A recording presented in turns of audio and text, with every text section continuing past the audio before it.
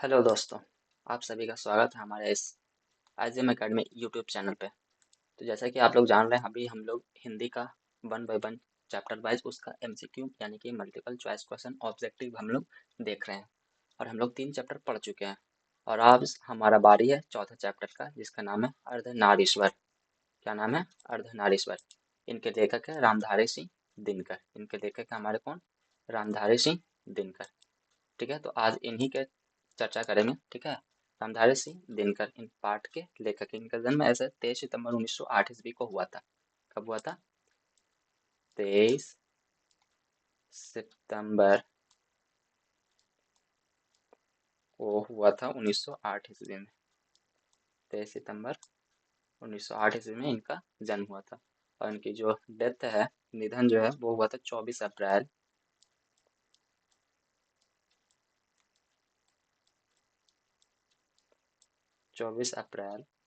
1974 ईस्वी को हुआ था। 1974 ईस्वी को हुआ था। ठीक है, और इनका जन्मदिन, जन्म जो है, यानी कि ये बेगूसराय बिहार से रहने वाले थे। सिमरिया बेगूसराय के रहने वाले थे। चलिए इनके बारे बारी से वन वन वन करके हम लोग ऑब्जेक्टिव देखते हैं।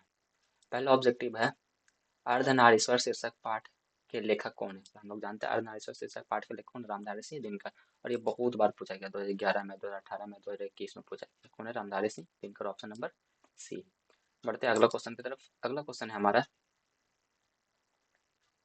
अगला क्वेश्चन है, रामधारी सिंह दिनकर की रचना है, इनमें से कौन सी जो है रचना है वो रामधारी सिंह दिनकर की? अर्धनारीश्वर, रोज, दोष, अदानीरा, जूठन। तो ये हमारा अर्धनारीश्वर जो है रामधारी सिंह दिनकर जी का ही है। अगला क्वेश्चन की तरफ बढ़ते हैं।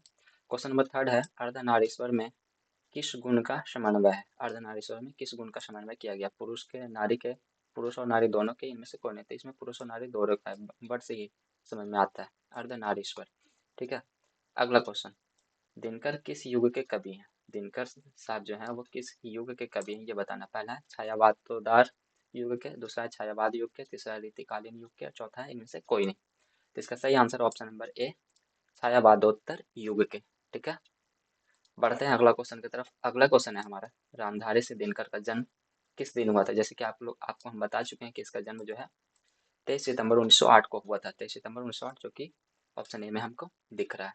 बढ़ते हैं अगला क्वेश्चन की तरफ। अगला क्वेश्चन है हमारा, दिनकर जी की पहली कविता किस पत्रिका में प्रकाशित हुई? जो पहली कविता थी वो किस पत्रिका में प्रकाशित हुई, ये आपको बताना। पहला छात्र मित्र, दूसरा छात्र सहोदर, यही सही आंसर है, इसी में छपी थी, प्रकाशित हुई थी पत्रिका, पहली पत्रिका। ठीक है, बढ़ते हैं अगला क्वेश्चन की तरफ। अगला क्वेश्चन है हमारा क्वेश्चन नंबर 7, दिनकर जी की पहली काव्य पुस्तक का नाम बताइए। दिनकर जी का पहले जो काव्य पुस्तक है उसका नाम क्या है, ये बताना है आपको। ऑप्शन पहला है रेणुका, ऑप्शन बी है कुरुक्षेत्र, ऑप्शन सी है प्रणभंग, ऑप्शन डी है कोमलता और काव्यित्य। तो इसका सही आंसर ऑप्शन नंबर सी।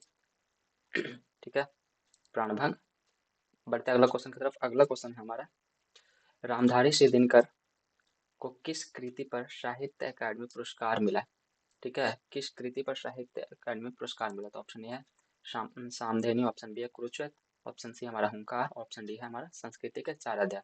और इसी के लिए इन्हें साहित्य अकादमी पुरस्कार से सम्मानित किए गए थे।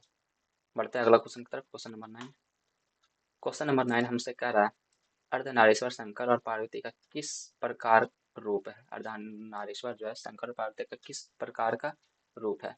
तो ये हमारा कल्पित होता है, ना ही आदर्श होगा, ना ही यथार्थ, ना ही वास्तविक, ये कल्पित है। पार्वती का किस प्रकार का रूप है? तो कल्पित होता है। बढ़ते हैं अगला क्वेश्चन की तरफ। तो अगला क्वेश्चन है, यदि पति विचारे तो पत्नी क्या है, ये बताना। यदि पति विचारे तो पत्नी क्या है? सोच होगी, या भावना होगी, या समझ होगी, या बुद्धि होगी? तो ये हमारा ऑप्शन बी सही है, भावना होगी। बढ़ते हैं अगला क्वेश्चन की तरफ। अगला क्वेश्चन है हमारा, कामिनी अपने साथ क्या लाती है? कामिनी अपने साथ क्या लाती है? ऑप्शन ए है यामिनी की शांति, तप्त धूप, ज्वाला, शीतल हवा। आती है यामिनी की शांति लाती है। कामिनी क्या लाती है? यामिनी की शांति।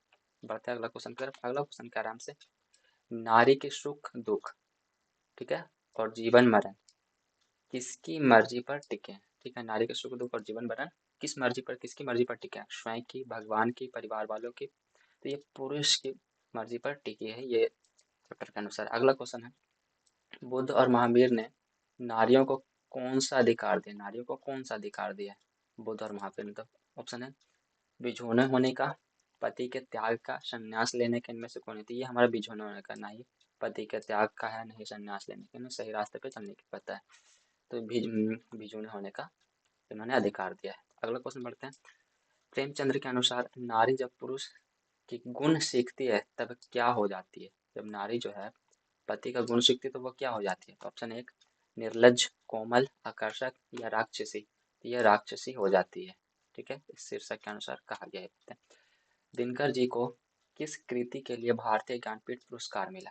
किस कृति के लिए भारतीय ज्ञानपीठ पुरस्कार मिला? तो ये उर्वशी के लिए मिला था। देखते ऑप्शन में है कि नहीं। ऑप्शन ए है परशुराम की प्रतीक्षा, ओंकार। ऑप्शन सी है नील कुसुम। Option D Urvashi. तो उर्वशी बिल्कुल हमारा सही आंसर।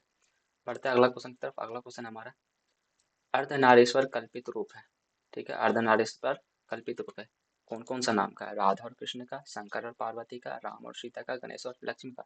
तो शंकर और पार्वती का है अर्धनारीश्वर। नारीश्वर से आप लोग समझ सकते हैं, उनमें शंकर और पार्वती दोनों जी का इसमें नाम है। बढ़ते अगला क्वेश्चन 17 नंबर क्वेश्चन की तरफ। क्वेश्चन नंबर 17 कह रहा है ज्ञानपीठ पुरस्कार से सम्मानित रचना है। कौन सी ऐसी रचना जो ज्ञानपीठ पुरस्कार से सम्मानित किया गया? तो अभी हम लोग पढ़े थे उर्वशी। तो उर्वशी हमारा बिल्कुल सही आंसर है। तो उर्वशी हमारा बिल्कुल सही आंसर, ऑप्शन नंबर ए।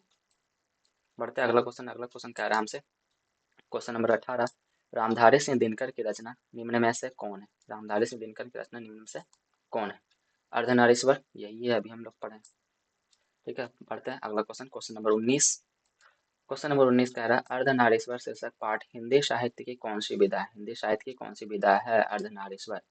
यानी कि ये रेखा चित्र है, निबंध है, जीवनी है, आत्मकथा है, क्या है? ये हमारा ऑप्शन बी सही है, निबंध है। बढ़ता है अगले क्वेश्चन की तरफ। अगला क्वेश्चन है हमारा रामधारी सिंह दिनकर किस विश्वविद्यालय में उप कुलपति के पद पर रहे हैं? ठीक है, उप कुलपति के पद पर रहे हैं, कौन से विश्वविद्यालय? ये हमारा भागलपुर यूनिवर्सिटी में उप कुलपति के रूप में रहा, ऑप्शन ए बिल्कुल सही है।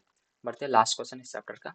लास्ट क्वेश्चन है अर्धनारीश्वर शीर्षक निबंध में शंकर और पार्वती किस प्रकार का रूप वर्णित है? शंकर और पार्वती किस प्रकार का रूप वर्णित है? ये दोनों कल्पित है, हम लोग नाम भी देख चुके थे, जो कि ऑप्शन सी में दिया गया है, बिल्कुल राइट आंसर है। तो आप लोग का बहुत बहुत धन्यवाद हमारे इस चैनल पे पूरे वीडियो को देखने के लिए। ऐसे ही आप लगातार इस वीडियो में बने रहें ताकि आगे की जितनी भी चीज़ें हैं वो आती रहे, आप लोग पढ़ते रहें। ठीक है, तो आज के लिए इतना ही। चैनल को देखने के लिए, वीडियो को देखने के लिए बहुत बहुत धन्यवाद।